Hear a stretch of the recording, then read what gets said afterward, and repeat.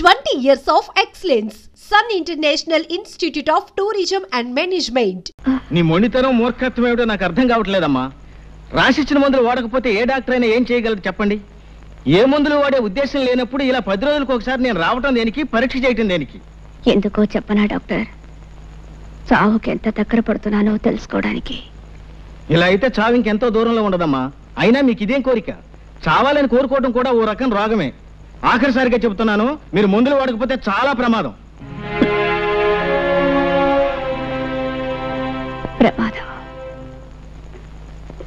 నమస్కారం నరసింహ. ఓ డాక్టర్ గారా, కూర్చోండి. ఏమిటి విశేషాలు? మీ పెద్దమ్మాయి జానకి పరిస్థితి చాలా ప్రమాదంగా ఉంది. ఇచ్చిన మందులు ఏవీ వేసుకోకుండా మంకుపట్టు పట్టు కూర్చుంది. ఈ పరిస్థితి ఇలాగే కొనసాగితే ఆవిడ అట్టే రోజులు బ్రతకదు. కాస్త మీరైనా.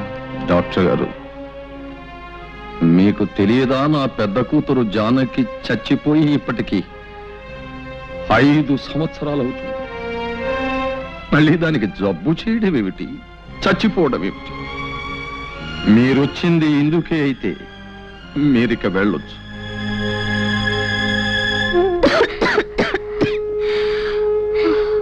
ఏమిటి ఏమిటి ఇది? ఇన్నాళ్ళు నిన్ను చూసి వెళ్ళలేకపోయినా కనీసం దగ్గరలో ఉన్నావన్న తృప్తితో ఉన్నాను. నువ్విలా ఆరోగ్యం పాడు చేసుకుని. అమ్మా, నిజంగా నా మీద కోపం లేదా అమ్మా? కడుపు చించుకు పుట్టిన బిడ్డలు తప్పు చేస్తే కన్నవాళ్లకుండేది కోపం కాదమ్మా, కడుపు కోత. అమ్మా, ఇన్నాళ్ళు ఊరి చివర నేను ఒంటరిగా బ్రతికింది ఎందుకో తెలుసా? ఎప్పటికైనా నువ్వు దయదలిచి నా దగ్గరకు వస్తే ఓ నిజం చెబుదామని. ఏమిటమ్మా అది? అమ్మా, నేను కడప దాటి వెళ్ళడం మాత్రమే మీకు తెలుసు, కానీ ఆ తర్వాత ఏం జరిగిందో మీకెవ్వరికీ తెలియదు. నేను వెళ్ళిన మరుక్షణమే చేసిన పొరపాటు ఏమిటో తెలుసుకున్నాను. అమ్మా, నేను ఏ తప్పు చేయలేదమ్మా, ఏ తప్పు చేయలేదు. నేను చెడిపోలేదన్న ఈ నిజం చెప్పడానికి ఇన్నాళ్ళు బ్రతికున్నాను. నేను క్షమించమని అడగటం లేదు, దయచేసి ఒక్క నిజం నమ్మండమ్మా. నేను ప్రశాంతంగా చచ్చిపోతాను. అలానికే అమ్మా, నాకు తెలిసి నువ్వే తప్పు చేయలేదు. నా కడుపును పుట్టిన బిడ్డలే తప్పు చేయరని నాకు తెలుసమ్మా, నాకు తెలుసు. చాలమ్మా, ఆ ఒక్క మాట నాకు చాలు. అమ్మా, నాకు సహాయం చేసి పెడతావా? కన్న కూతురుగా కాదు, జీవితంలో అన్ని పోగొట్టుకుని చావడానికి సిద్ధంగా ఉన్న ఒక మనిషి ఆఖరి కోరికగా అడుగుతున్నాను. బావని ఒక్కసారి నాకు చూడాలని ఉందమ్మా.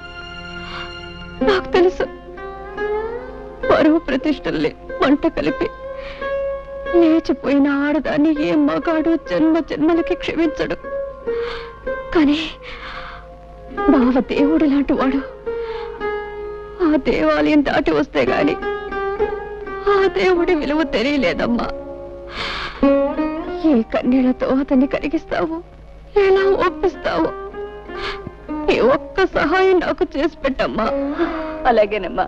అమ్మా, ఈ విషయం ఎవరికి చెప్పొద్దు, నాన్నకి చెల్లాయి కూడా చెప్పొద్దు. చెప్పనని ఒట్టేయమ్మా. అలాగేనమ్మా, ఎవరికి చెప్పను. అత్తయ్య, మాట్లాడాలన్నావట? నేను చెప్పే విషయం ఎవరికి తెలియకూడదు బాబు, అందుకే ఇక్కడికి రమ్మన్నాను.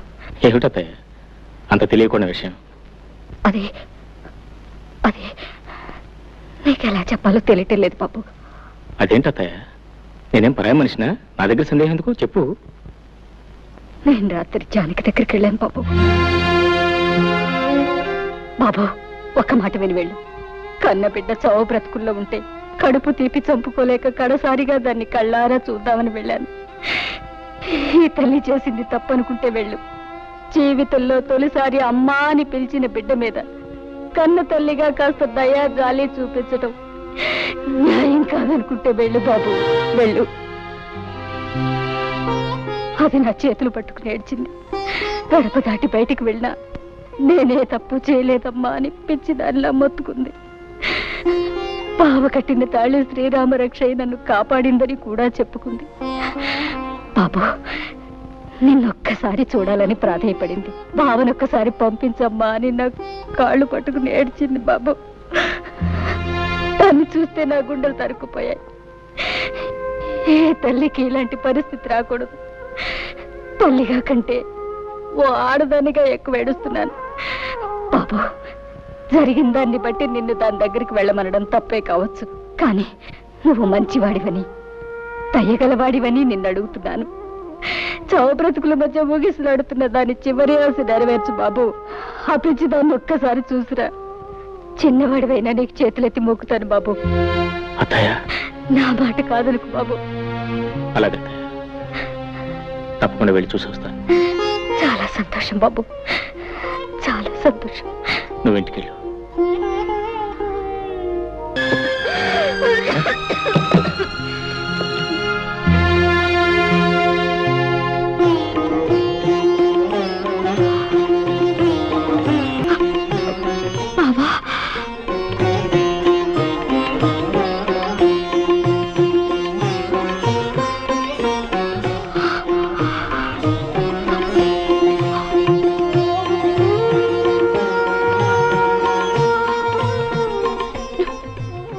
వచ్చావా?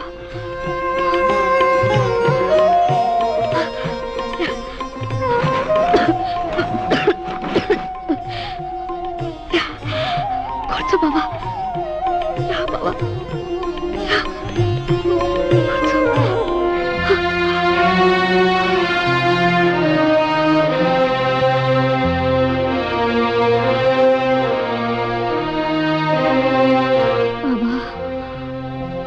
జీవితాంతం నీకు తోడుగా ఉంటానని అగ్ని ముందు ప్రమాణం చేశాను. మాట తప్పి వెళ్ళిపోయాను. నీకు తీరని ద్రోహం చేశాను బావా. నీ కాళ్ళు పట్టుకోవడానికి కూడా నాకు అర్హత లేదు. కనీసం నీ నీడనైనా తాకని బావా. నన్ను క్షమించు బావా, క్షమించు.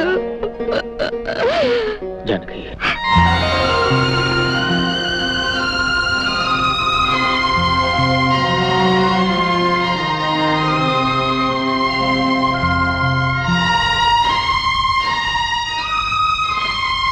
బావా,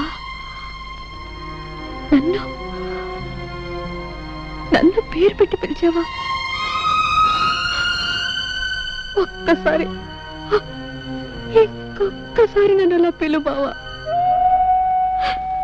జానకి, చాలు బావా, చాలు. మళ్ళీ నీ నోటితో అలా పిలిపించుకుంటాను అనుకోలేదు. జానకి, బావా, మనస్ఫూర్తిగా నన్ను క్షమిస్తున్నావా? జానకి, చేసిన తప్పు తెలుసుకుని పశ్చాత్తాపడేవాళ్ళని ఆ భగవంతుడు కూడా క్షమిస్తాడు. అత్త ఎంత చెప్పింది? అయితే నువ్వు నన్ను నమ్ముతున్నావా బావా? నిజంగా నేను చెడిపోలేదు బావా. నాకు తెలుసు జానకి, జానకి పవిత్రమైందని నాకు తెలుసు. బంగారు లేడిని కోరుకుని బ్రతుకంతా కష్టాలు పాలు చేసుకుంది ఆ జానకి. అందరి వాటి కోసం ఆశపడి బంగారం లాంటి బ్రతుకుని నాశనం చేసుకుంది ఈ జానకి. నాకే శిక్ష చాలదు బావా. దేవుడి లాంటి నీకు చేసిన ద్రోహానికి నాకే శిక్ష చాలదు. ఇంకా అనుభవించాలి. 7 జన్మలకి అనుభవించాలి బావా. జానకి, ఆడది చిన్న తప్పు చేసిన జీవితం నాశనం అయిపోతుందని చెప్పడానికి నీ బ్రతికే ఒక ఉదాహరణ. ఈ నెమ్మది, ఈ ఆలోచన నీకు అప్పుడే ఉంటే నీ జీవితం ఇలా ఉండేది కాదు. ఇలా ఒంటరిగా దిక్కులేని దానిలో పడి ఉన్న నిన్ను చూస్తూ ఉంటే. పోన్లే బావా, నాకిలా జరగవలసిందే. చేసుకున్న వాళ్ళకి చేసుకున్నంత అని నాకే శాస్తి జరగవలసిందే. నాకు దొరికిన సౌభాగ్యాన్ని సంతోషాన్ని నేనే దూరంగా విసిరేసుకున్నాను. నా కాపురాన్ని నా చేతులతో నేనే నాశనం చేసుకున్నాను. కళ్ళు మూసుకుపోయి కట్టుకున్న నిన్ను కన్ను బిడ్డని కాదని వెళ్ళిపోయాను. ఇదంతా నా కర్మ బావా, ఇదంతా నా కర్మ. బావా, నేను నిన్ను మాట అడుగుతాను, కాదనవు కదా? ఏమిటో జానకి?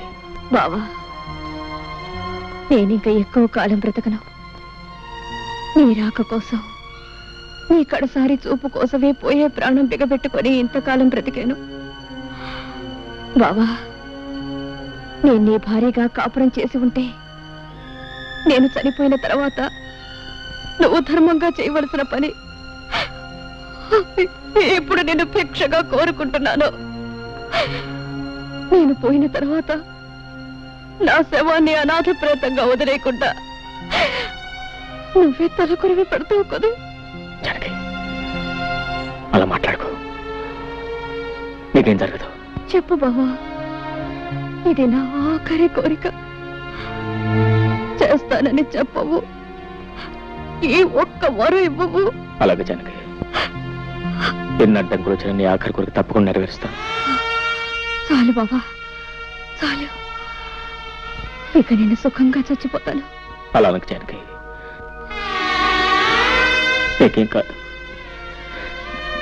నీకేం కాదు. వెళ్ళొస్తాను.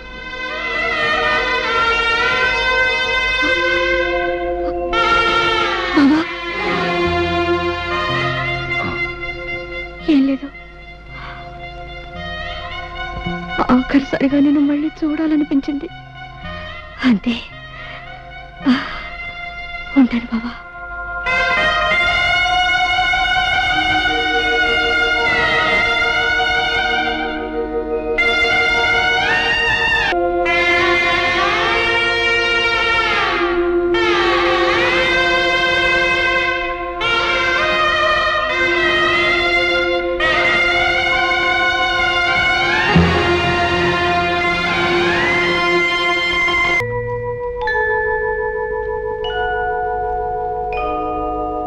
బాబు గారు, జానకమ్మ గారు చనిపోయారు బాబు.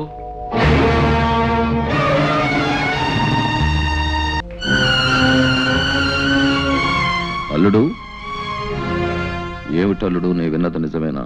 నువ్వు బయలుదేరి శవం దగ్గరికి. ఏమండి పంచాయతీ పెద్దగారు, మీరు చేసే తీర్మానాలు కట్టుబాట్లు ఊళ్ళో వాళ్ళకి గాని మీ కుటుంబానికి వర్తించవా? ఎందుకు వర్తించవు? తప్పు ఎవరు చేసినా శిక్ష అనుభవించాల్సింది. మరి చెప్పండి ఆయన గారికి, తలకొరువు పెడితే ఏం జరుగుతుందో వివరంగా చెప్పండి. అల్లుడు, నువ్వు ఆ శవానికి తలకొరివి పెడితే మళ్ళీ ఊళ్ళో అడుగు పెట్టడానికి వీల్లేదు. మరోసారి ఆలోచించు బాబు. పోయిన వాళ్ళ కోసం ఉన్న వాళ్ళని దూరం చేసుకోకు. నేను ఎవరిని దూరం చేసుకోవట్లేదు మాస్టర్. మావయ్య, జానకి చేసిన తప్పే ఉంటో నాకు తెలుసు. ఆమె ఎంత పవిత్రమైందో కూడా నాకు తెలుసు. ఆమె చేసిన పొరపాటుకు జీవితాంతం ఎంత శిక్ష అనిపించిందో కూడా నాకు తెలుసు. నిజానికి అదే చాలా ఎక్కువ. ఇవాళ ఆమె శవాన్ని కూడా శిక్షించాలనుకోవడం అర్థం లేని పని. ఒకనాడు ఆమె మెడలో పసుపు తాడు కట్టినందుకు ఆమె అడిగిన ఆఖరి కొరకు తెచ్చడం మనిషిగా, భర్తగా నా కర్తవ్యం. ఈ విషయంలో ఎవరేం చెప్పినా నేను తలుచుకోలేదు. నేనేమైనా పర్వాలేదు, నాకేమైపోయినా పర్వాలేదు. నా నిర్ణయం నాది, అది మారదు.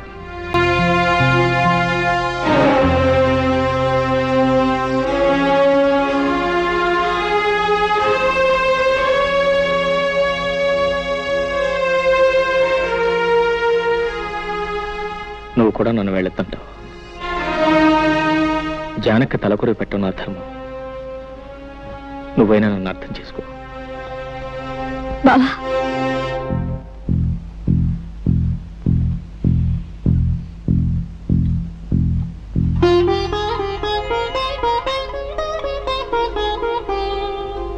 కుంకుమ ఒకటే తీసుకెళ్తున్నావు.